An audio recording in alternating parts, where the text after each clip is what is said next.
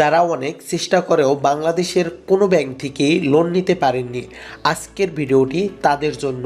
আশা রাখছি সম্পূর্ণ ভিডিওটি দেখলে আপনি প্রয়োজন অনুযায়ী লোন পেতে আর কোনো সমস্যা থাকবে না। প্রিয় ভিউয়ার্স, বাংলাদেশের কমার্শিয়াল ব্যাংকগুলো থেকে লোন পেতে বিভিন্ন শর্ত মেনে নানা ধরনের কাগজপত্র জমা দিতে হয়, যা অনেক গ্রাহকের পক্ষেই সম্ভব হয়ে ওঠে না। তবে বাংলাদেশে অতি পরিচিত আশা ব্যাংক, যা মূলত আশা এনজিও নামে পরিচিত, অত্যন্ত সহজ শর্তে 5,000 থেকে শুরু করে 20 লক্ষ টাকা পর্যন্ত লোন দিয়ে থাকে, যা পেতে দরকার হবে না কোনো ধরনের গ্রুপ গ্যারান্টির। তবে একটি সঠিক প্রক্রিয়ার মাধ্যমে লোনটি পেতে হবে, আর আজকের ভিডিওর মাধ্যমেই আপনারা সেই সঠিক প্রক্রিয়াটি জানতে পারবেন। ভিউয়ার্স, আপনারা চাইলে আপনাদের হাতে থাকা এনআইডি কার্ড দিয়ে খুব সহজে বাংলাদেশের বিশ্বস্ত ব্যাংকগুলো থেকে লোন নিতে পারবেন।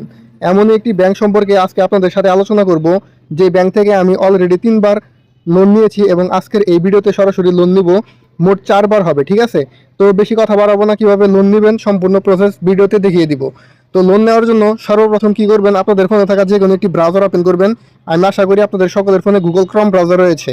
এই ব্রাউজারটা কিন্তু সকলের ফোনে থাকে, আপনারা এটি ওপেন করে দিবেন।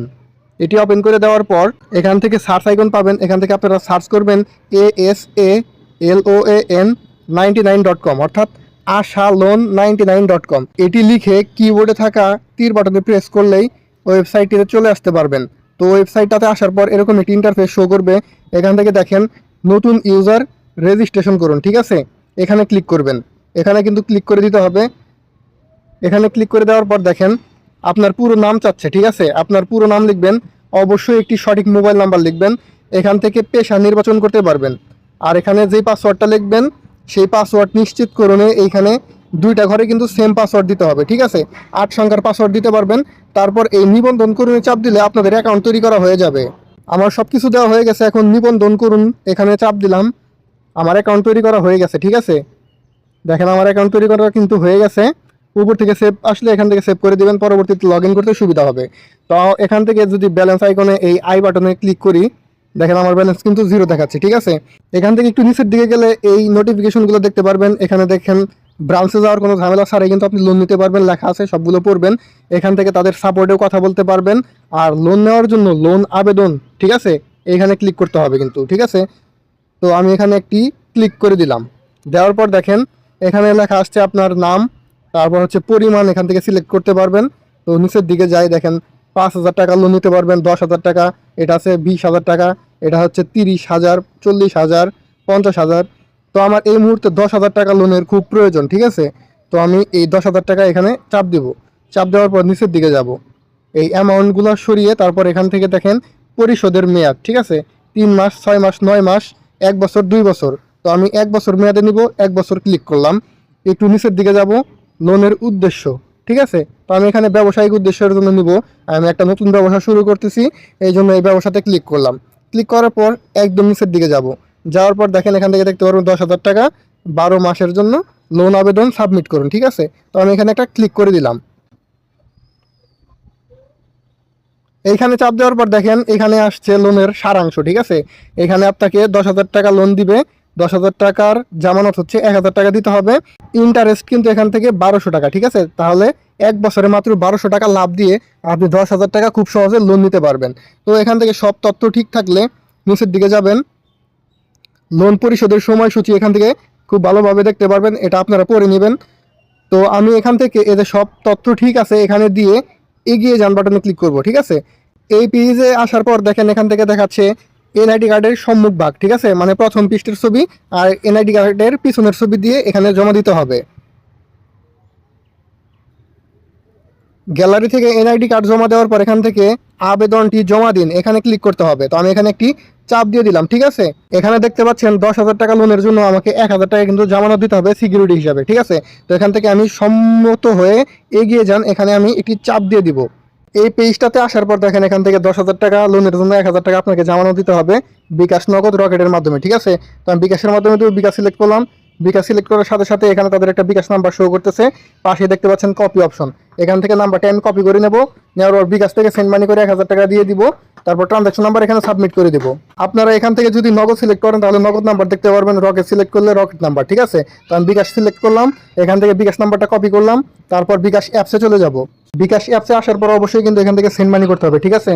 এখান থেকে নগদ রকেট থেকেও কিন্তু আপনাদের সেন্ড মানি করতে হবে। তো আমি সেন্ড মানিতে ট্যাপ করলাম, যে নাম্বারটা কপি করছিলাম সেটা পেস্ট করে দিয়ে পরে ধাপে এগিয়ে যান। তারপর এখান থেকে 1000 টাকা অ্যামাউন্ট দিয়ে পিন নাম্বার দিয়ে কনফার্ম করে তারপর এখান থেকে আমি ট্যাপ করে ধরে রাখবো, সেন্ড মানিটি সফল হয়ে যাবে।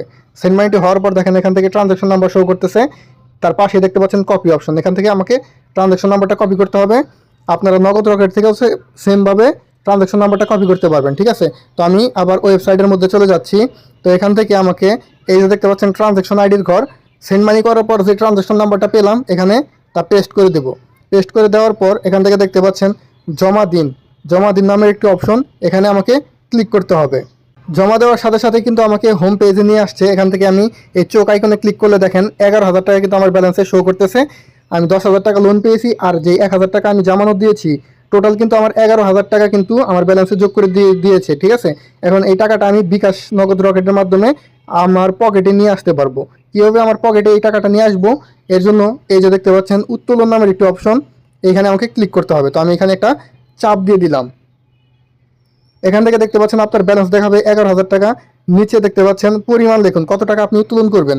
তো এখান থেকে চাইলে আপনি 500 টাকা থেকে উত্তোলন করতে পারবেন, আপনার অ্যাকাউন্টে টাকা রেখে দিতে পারবেন। তো আমি এখান থেকে সম্পূর্ণ টাকা উত্তোলন করব, ঠিক আছে। 11,000 লিখলাম, নিচের দিকে পেমেন্ট মেথড, এখান থেকে কিন্তু বিকাশ নগদ রকেটের মাধ্যমে কিন্তু আপনারা উত্তোলন করতে পারবেন। তো আমি বিকাশ সিলেক্ট করলাম। তো এখান থেকে আপনার বিকাশ নাম্বারটা এখানে দিয়ে দিতে হবে। আমি কিন্তু আমার বিকাশ নাম্বারটা দিয়ে দিছি। এখন এখান থেকে ক্যাশ আউট রিকোয়েস্টে ক্লিক করব। ক্লিক করে দেওয়ার পর দেখেন উপর থেকে লেখা আসছে উইথড্র অনুরোধ সফলভাবে জমা হয়েছে, ঠিক আছে। তো আমি এখান থেকে আবার হোম পেজে চলে আসব। দেখেন আমার কিন্তু টাকা কেটে নেওয়া হয়েছে। এখন কতক্ষণের মধ্যে বিকাশে আসে এটাই দেখার পালা। এখন কিন্তু বাজে 3টা 38, ঠিক আছে। তো আমি দেখাই আপনাদেরকে, 3টা 38 কিন্তু বাজে। দেখি কতক্ষণের মধ্যে আমি পেমেন্টটা পাই। আমি ওয়েবসাইটের মধ্যে অপেক্ষা করব। ওয়াও গাইস, দেখেন জাস্ট চমক, দেখেন 11,000 টাকা কিন্তু আমি লোনটা পেয়ে গেছি। এখন বাজে 48, ঠিক আছে। মাত্র 10 মিনিট, কিন্তু 10 মিনিটের মধ্যে কিন্তু লোনটা আমার বিকাশে চলে আসলো। আমি ওপেন করে দেখাই, এখান থেকে দেখতে পাচ্ছেন রেফারেন্স হিসাবে কিন্তু তাদের ব্যাংকের নাম কিন্তু লেখা আছে, ঠিক আছে। তো এটা দেখে কিন্তু আপনার খুবই ভালো লাগবে যখন লোনটা আপনি পাবেন। বিপদের সময় লোন পেলে কত যে ভালো লাগে। তো আমি কিন্তু লোনটা পেয়ে গেলাম। কোন ব্যাংক থেকে? আশা লোন 99, ঠিক আছে। আর এই লোন পরিশোধ করবেন কিভাবে, এখান থেকে দেখেন কিস্তি জমা দিন নামের একটা অপশন রয়েছে, এখানে ক্লিক করলে আপনি বুঝতে পারবেন। এখান থেকে দেখেন এই যে মোট কিস্তি 12টা, ঠিক আছে। কবে কবে দিতে হবে আপনাকে সম্পূর্ণ প্রসেস কিন্তু এখানে দেওয়া আছে। কবে কবে দিতে হবে, এখান থেকে 1867 টাকা করে প্রতি মাসে কিন্তু আমাকে কিস্তি দিতে হবে। তো এভাবে আপনারা কিস্তি এখান থেকে জমা দিতে পারেন। বিকাশ সিলেক্ট করে তাদের বিকাশ নাম্বার নিয়ে, এই যে তাদের বিকাশ নাম্বার, এটাতে 1867 টাকা পাঠিয়ে ট্রানজাকশন নাম্বার দিয়ে এখান থেকে সাবমিট করলে কিস্তি জমা হয়ে যাবে। খুবই ইজি ভাই। তো এখান থেকে যাদের আপনাদের লোন প্রয়োজন, আমি আশা করি আপনারা এই আশা ব্যাংক থেকে লোনটা নেবেন, ঠিক আছে। এটা কিন্তু বাংলাদেশের বিশ্বস্ত একটি ব্যাংক। আপনারা গুগলে বা ইউটিউবে সার্চ করে দেখতে পারেন আশা ব্যাংক সম্পর্কে। তো ধন্যবাদ, ভালো থাকবেন।